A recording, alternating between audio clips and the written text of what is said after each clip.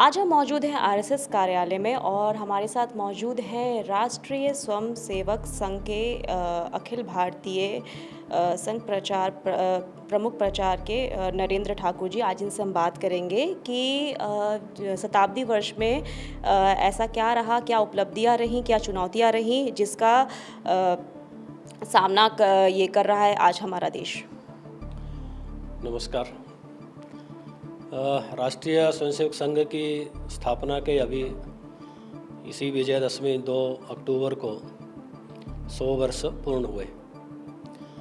तो संघ की 100 वर्ष की जो यात्रा है वो बहुत ही रोमांचकारी भी कह सकते हैं, बहुत चुनौतीपूर्ण भी रही है।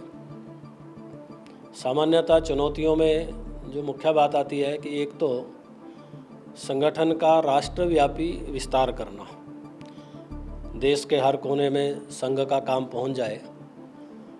तो वो 1940 तक डॉक्टर हेडगेवार ने, जिन्होंने संघ प्रारंभ किया, उन्होंने अपने जीवन काल में ही हर राज्य तक, भारत के उस समय अविभाजित भारत था, तो उस समय हर राज्य के अंदर संघ का काम पहुंच गया था।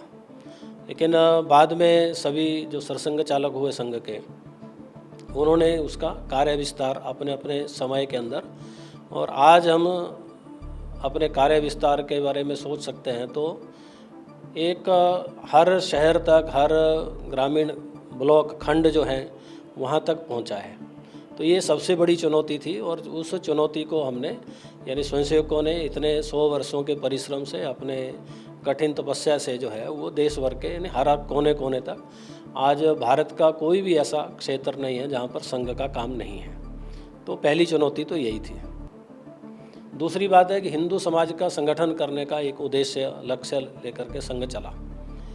तो हिंदू समाज को के अंदर एक स्वाभिमान जागृत करना, ये सबसे बड़ी चुनौती थी, और हिंदुत्व का भाव जागरण करना। तो इन 100 वर्षों में संघ इस दूसरी चुनौती में भी सफल हुआ, ऐसा हम मानते हैं। जहाँ तक उपलब्धियों का प्रश्न है, तो संघ कोई ऐसा विशेष कोई उपलब्धियाँ हम गिनाते नहीं, लेकिन एक मुख्य बात अगर करनी हो तो राष्ट्रीय स्वयंसेवक संघ ने अपने इस संपूर्ण हिंदू समाज के संगठन और भारत के परम वैभव के लक्ष्य को लेकर के जो काम प्रारंभ किया, तो उसमें जिस प्रकार के कार्यकर्ता चाहिए थे, तो वैसे कार्यकर्ता निर्माण करने में संघ सफल हुआ है। संघ की विशेष उपलब्धि यही है।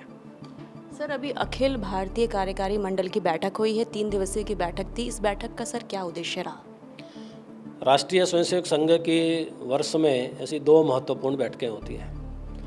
एक बैठक मार्च महीने में अखिल भारतीय प्रतिनिधि सभा की होती है, जिसमें देश भर के सब प्रतिनिधि आते हैं, और दूसरी इसी प्रकार से विजयदशमी, दीपावली के बीच में अखिल भारतीय कार्यकारी मंडल की बैठक होती है।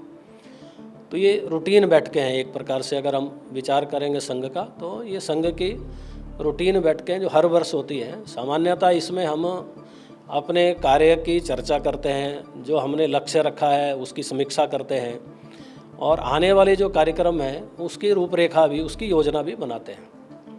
सर, इस बैठक में पंच परिवर्तन का एक लक्ष्य दिया गया है, इसे 5 जोन में बांटा गया है। सर, उसके बारे में थोड़ा बताइए। तो संघ के शताब्दी वर्ष के हमने कुछ लक्ष्य रखे हैं कि वर्ष भर में, इस शताब्दी वर्ष के अंदर क्या कार्यक्रम करने हैं। तो एक कार्यक्रम उसमें से जो महत्वपूर्ण कार्यक्रम, पहला कार्यक्रम था, वो अभी संपन्न हुआ है, वो विजयदशमी, यानी दशहरे का कार्यक्रम। तो पूरे देश भर में ऐसे लगभग 70,000 से ज़्यादा स्थानों पर स्वयंसेवकों के एकत्रीकरण हुए हैं, और उसमें से 40,000 से अधिक स्थानों पर रूट मार्च भी संघ का निकला है। इसके अलावा जो और कार्यक्रम साल भर चलने वाले हैं, तो उसमें एक हर घर में जाकर के संपर्क करना, घर घर संपर्क अभियान उसको हमने कहा है। तो वो पूरे देश भर में चलेगा, जिसमें अधिकतम घरों में, यानी करोड़ों घरों में जाकर के संघ के बारे में, संघ की 100 वर्ष की यात्रा के बारे में बताएंगे। इसके बाद फिर स्थानीय समाज के सहयोग से छोटे छोटे स्तर पर, मंडल, बस्ती के स्तर पर हिंदू सम्मेलन करने की योजना है। वो भी लगभग 80,000 से ज़्यादा स्थानों पर ऐसे कार्यक्रम होंगे। तीसरा फिर प्रमुख जनगोष्ठियों का रहेगा। तो वो जिला केंद्र में रहेगा जिसमें समाज के प्रमुख लोग आकर के और अपने देश समाज के बारे में चिंतन करेंगे। ऐसा एक कार्यक्रम और एक सामाजिक सद्भाव बैठक, ये कार्यक्रम होने वाले हैं। लेकिन एक समाज तक हम इस शताब्दी वर्ष का जो मुख्य संदेश जिसको कह सकते हैं, तो हमने वो पंच परिवर्तन का एक लक्ष्य रखा है। तो वो 5 बातें हैं।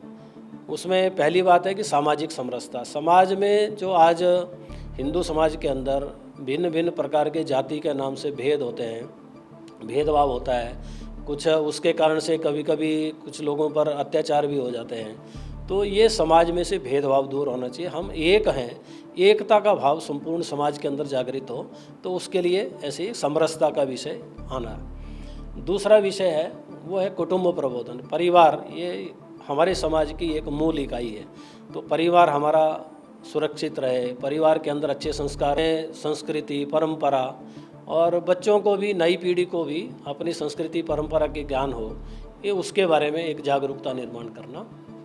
तीसरा विषय है वो पर्यावरण संरक्षण है। आज पर्यावरण के लिए अनेक प्रकार की चुनौतियां समाज के सामने हैं और उसके कारण से अनेक प्रकार की कठिनाइयां भी हो रही हैं। तो पर्यावरण को सुरक्षित रखना, तो उसके लिए प्लास्टिक का प्रयोग नहीं करना, पानी को बचाना, पौधारोपण करना, अधिक से अधिक वृक्ष लगे, ऐसे कुछ विषय लेकर के उसके प्रति भी जन जागरण का अभियान करना। चौथी बात है वो है स्वभाव का जागरण, जिसमें हम स्वदेशी का आचरण ऐसा भी कह सकते हैं। केवल वस्तुओं के उपयोग तक नहीं है, तो एक स्व के आधार पर हमारा समाज खड़ा होना चाहिए। उसमें भाषा के प्रति स्वाभिमान भी है, अपनी संस्कृति है, अपनी परंपराएं हैं, अपने पूर्वज हैं, अपने महापुरुष हैं, उनके प्रति गौरव का भाव। हमारा चिंतन विचार ये भारतीयता के आधार पर, भारत के आधार पर होना चाहिए। उसके लिए जन जागरण अभियान करना। और 5वां विषय है वो नागरिक कर्तव्य बोध। प्रत्येक नागरिक के कुछ दायित्व हैं, कर्तव्य हैं, उनके प्रति उनको जागरूक करना। केवल अधिकारों की बात नहीं, तो जब हम अपने कर्तव्य क्या है, हमारी ड्यूटीज़ क्या है एक नागरिक के नाते, जब उसका पालन करेंगे तो एक स्वस्थ समाज का और एक स्वस्थ राष्ट्र का निर्माण होगा। तो ऐसे 5 विषयों को लेकर के एक समाज के अंदर जन जागरण करना, उन विषयों के बारे में प्रबोधन करना, इनका संघ के स्वयंसेवक भी उसका अपने जीवन के अंदर पालन करें, समाज भी उसका पालन करें, तो इन विषयों को अधिक हम बढ़ाएंगे। और भी 4 बातें हो सकती हैं जिनको समाज को आगे बढ़ाना चाहिए, लेकिन एक जन जागरण कुछ करना है तो एक प्रारंभिक कुछ बातें तय करनी पड़ती हैं। तो हमने अभी तक 5 बातें तय की हैं, उनके बारे में करेंगे। फिर उसके बाद समाज को और लगेगा तो कुछ और बातें समाज अपने स्तर पर भी विचार कर सकता है। सर, ये जो आपने 5 परिवर्तन के बारे में बताया सर, जो लक्ष्य रखा है आरएसएस ने सर, तो क्या ये अभियान के तहत शुरू होने जा रहा है अगले साल 2026 में? अभी पिछले 2-3 वर्षों से हमने संघ के स्वयंसेवकों में ये विषय रखा था। तो स्वयंसेवक पहले अपने जीवन के उस अंदर उसका आचरण करें, व्यवहार करें, अपने परिवारों में करें, अपने आस पड़ोस के 5-7 परिवारों के अंदर उसको शुरू करें। अभी हम समाज में ये लेकर जाने वाले हैं और उसके बाद इसको कंटिन्यू, जो समाज के अच्छे लोग हैं, बहुत सारी संस्थाएं हैं, व्यक्तिगत भी लोग अनेक प्रकार के प्रयास करते हैं अलग अलग विषयों पर, इन्हीं सारे विषयों पर, तो हम उनके साथ मिल करके इसको आगे बढ़ाएंगे। और एक प्रकार से वो अभियान जैसा ही इसके बाद शताब्दी वर्ष के बाद वो बनने वाला है। आरएसएस के अखिल भारतीय सह प्रचार प्रमुख नरेंद्र ठाकुर जी से आज हमारी बातचीत हुई, जिन्होंने बताया कि अखिल भारतीय कार्यकारी मंडल में क्या ऐसे मुख्य प्रस्ताव थे जिसका उद्देश्य उन्होंने दिया, और उन्होंने इस बात पे पंच परिवर्तन के बारे में भी, उसके लक्ष्य के बारे में बताया। मैं शिवानी शर्मा, कैमरामैन करण राजपूत के साथ RNI न्यूज़, दिल्ली।